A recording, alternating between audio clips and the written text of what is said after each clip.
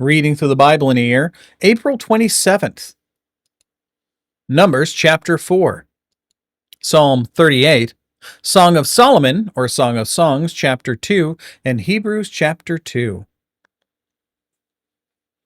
Then Yahweh spoke to Moses and to Aaron, saying, Take a census from the descendants of Kohath, from among the sons of Levi, by their families, by their fathers' households, from 30 years old and upward, even to 50 years old, all who enter the service to do the work in the tent of meeting.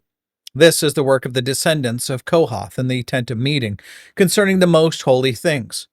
When the camp sets out, Aaron and his sons shall go in and take down the veil of the screen and cover the ark of the testimony with it.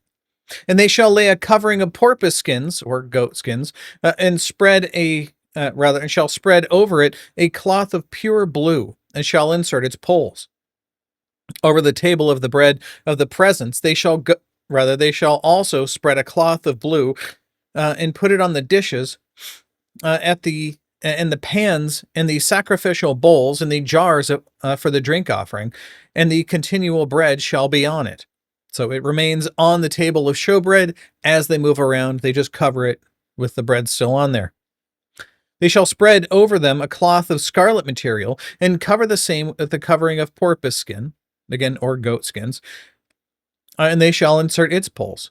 They shall take a blue cloth and cover the lampstand for the light, along with its lamps and its snuffers, and its trays and all of its oil vessels, by which they serve it. And they shall put it and all its utensils in a covering of porpoise skin or goat skins, and shall put it on the carrying bars. Over the golden altar they shall spread a blue cloth and cover it with a covering of porpoise skin, and shall insert its poles. And they shall take all the utensils of service with which they serve in the sanctuary, and put them in a blue cloth, and cover them with a covering of porpoise skin, and put them on the carrying bars. Thus they shall take away the ashes from the altar, and spread a purple cloth over it.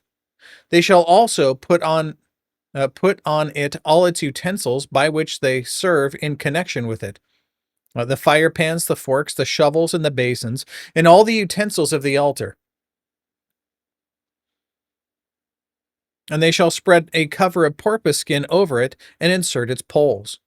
When Aaron and his sons have finished covering the holy objects and all the furnishings of the sanctuary, when the camp is to set out, after that all these sons of Kohath shall come to carry them, so that they will not touch the holy objects and die. Remember this. This is super important. Only a very specific priestly line are able to touch these holy things. This is super important later. These are the things in the tent of meeting which the sons of Kohath are to carry. The responsibility of Eleazar, the son of Aaron, the priest, is the oil for the light, and the fragrant incense, and the continual grain offering, and the anointing oil. The responsibility of all the tabernacle and all that is in it, with the sanctuary and its furnishings. Then Yahweh spoke to Moses and to Aaron, saying, Do not let the tribe of the family of the Kohathites be cut off from among the Levites, but do this to them, that they may live and not die when they approach the most holy objects. Aaron and his sons shall go in and assign each of them to his work and to his load. But they shall not go in to see the holy objects, even for a moment, or they will die. Then Yahweh spoke to Moses, saying, Take a census of the sons of Gershon also, by their fathers' households, by their families, from 30 years old and upward, even to 50 years old. You shall number them, all who enter to perform the service to do the work in the tent of meeting. This is the service of the families of the Gershonites, in serving and in carrying. They shall carry the curtains of the tabernacle, and the tent of meeting with its covering, and the covering of the covering of porpoise skin that is on top of it, and the screen for the doorway of the tent of meeting, and the hangings of the court, and the screen for the doorway of the gate of the court, which is around the tabernacle and the altar, and their cords, and all the equipment for their service, and all that is to be done, and they shall perform. All the service of the sons of the Gershonites, and all their loads and all their work shall be performed at the command of Aaron and his sons, and you shall assign to them as a duty all their loads. This is the service of the families of the sons of the Gershonites in the tent of meeting, and their duties shall be shall be under the direction of Ithamar, the son of Aaron the priest. As for the sons of Merari, you shall number them by their families, by their fathers' households, from 30 years old and upward, even to 50 years old. You shall number them. Everyone who enters the service to do the work of the tent of meeting. Now this is the duty of their loads, for all their service in the tent of meeting. The boards of the tabernacle, and its bars, and its pillars, and its sockets, and the pillars around the court, and their sockets, and their pegs, and all their cords, with all their equipment, and with all their service. And you shall assign each man by name the items he is to carry. This is the service of the families of the sons of Merari, according to all their service in the tent of meeting, under the direction of Ithamar, the son of Aaron the priest. So Moses and Aaron and the leaders of the congregation numbered the sons of the Kohathites by their families and by their fathers' households, from 30 years old and upward, even to 50 years old, everyone who entered the service for the work in the tent of meeting. Their numbered men by their families were 2,750. These are the numbered men of the Kohathite families, everyone who was serving in the tent of meeting, whom Moses and Aaron numbered according to the commandment of Yahweh through Moses. The numbered men of the sons of Gershon by their families and by their fathers' households, from 30 years old and upward, even to 50 years old, everyone who entered the service for the work in the tent of meeting.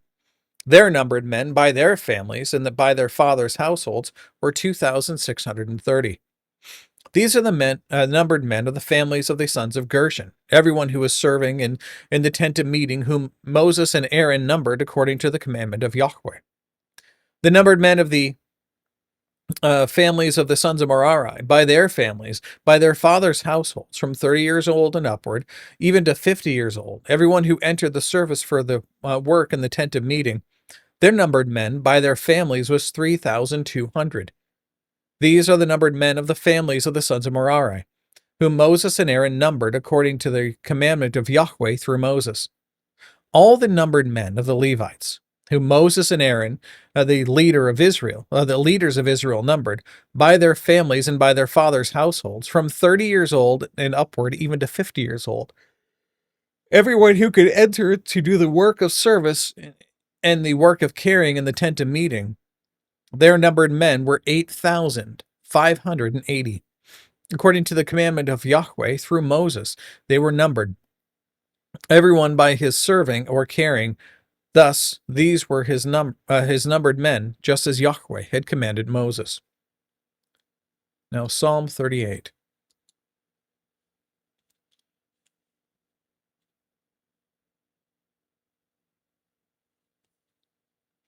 O Yahweh, rebuke me not in your wrath, and chasten me not in your burning anger. For your arrows have sunk deep into me, and your hand has pressed down on me. There is no soundness in my flesh because of your indignation. There is no health in my bones because of my sin, for my iniquities are gone over my head. As a heavy burden, they weigh too much for me. My wounds grow foul and fester because of my folly. Foolishness. I am bent over and greatly bowed down. I go mourning all day long, for my loins are filled with burning, and there is no soundness in my flesh. I am benumbed and badly crushed. I groan because of the agitation of my heart.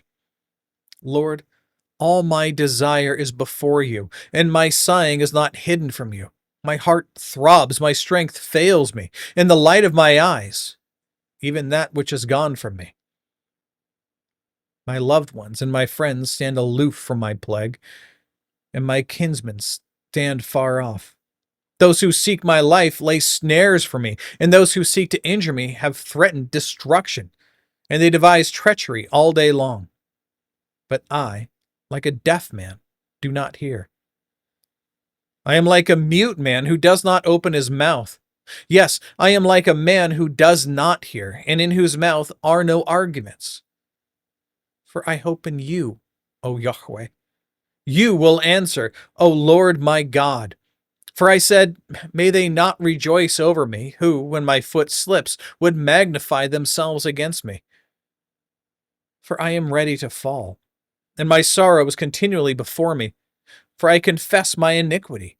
I am full of anxiety because of my sin, but my enemies are vigorous and strong, and many are those who hate me wrongfully, and those who repay evil for good. They oppose me, because I follow what is good. Do not forsake me, O Yahweh. O my God, do not be far from me. Make haste to help me, O Lord, my salvation. Now, Song of Songs, or Song of Solomon, chapter 2.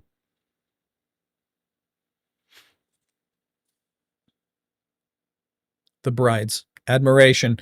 I am the rose of Sharon, or Sharon, the lily of the valleys.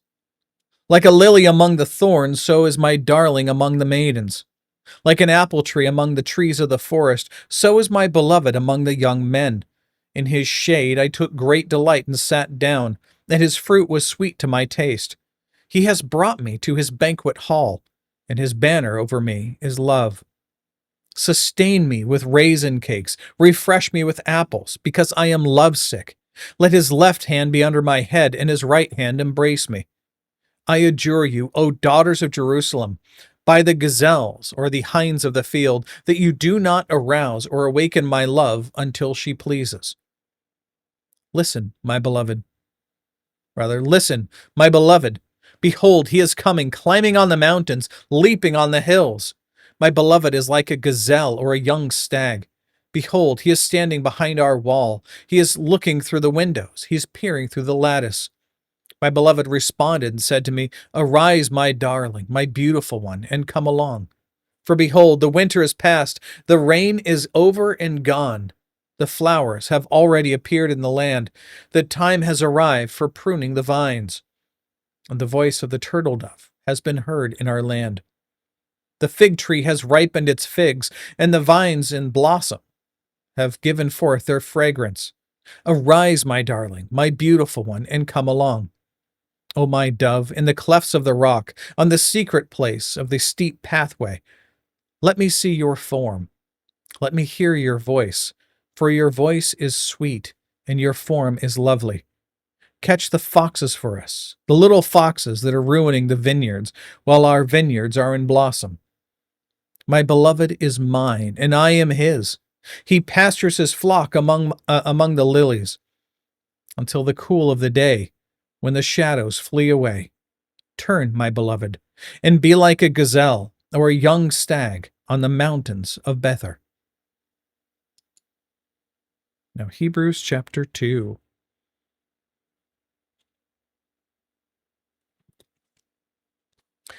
The author of Hebrews, we don't know who it is, continues.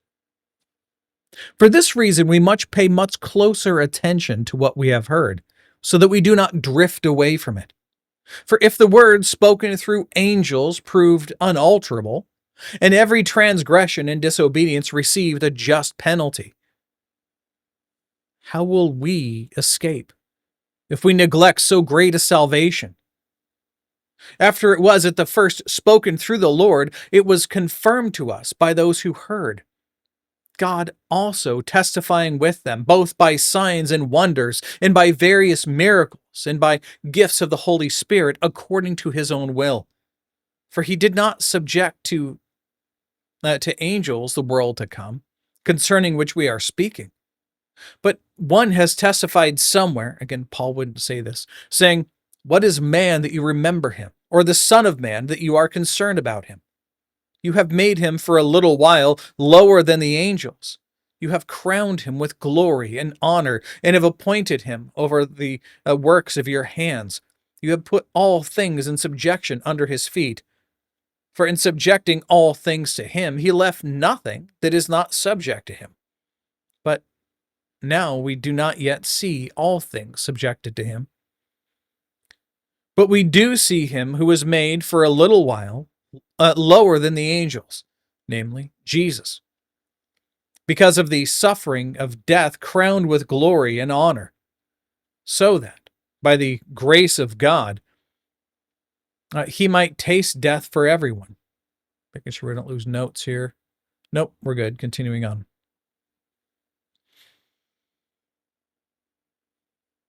For it was fitting for him, for whom are all things, and through whom are all things, in bringing many sons to glory, to perfect the author of their salvation through sufferings. For both he who sanctifies and those who are sanctified are all from one Father, for which reason he is not ashamed to call them brethren, saying, I will proclaim your name to my brethren.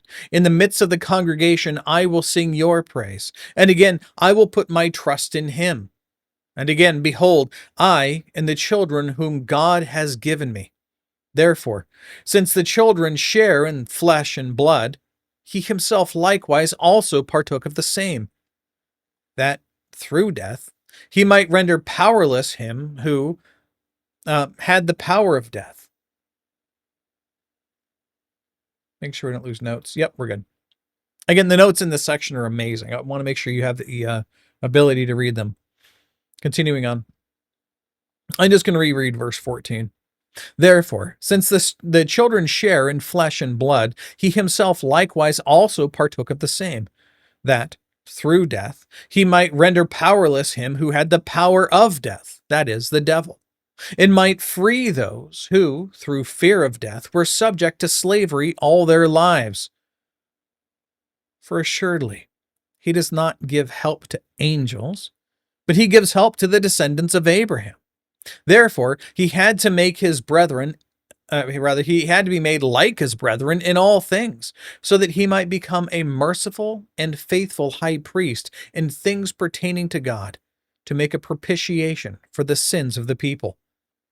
For since he himself was tempted in that which he has suffered, he is able to come to the aid of those who are tempted. Bringing up the rest of the notes here for you. And there we go. That's it. That's all the reading and all of the notes for today. God willing, we'll be back tomorrow. Behold the word of the Lord.